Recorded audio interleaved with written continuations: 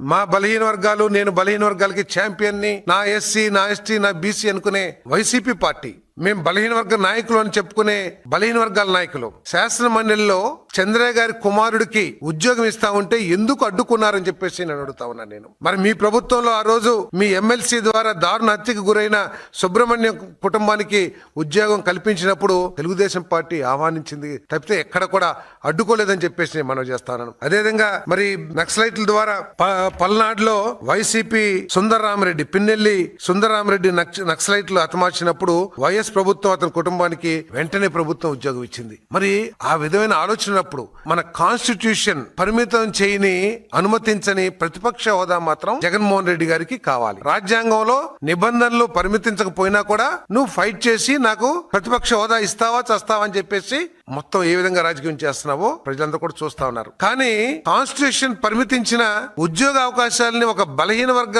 వ్యక్తికి ఇస్తా ఉంటే ఎందుకు వైసీపీ దాన్ని అడ్డుకుంటుందో సమాధానం చెప్పాలని చెప్పేసి కూడా నేను ఈ సందర్భంగా నేను అడుగుతా ఉన్నాను.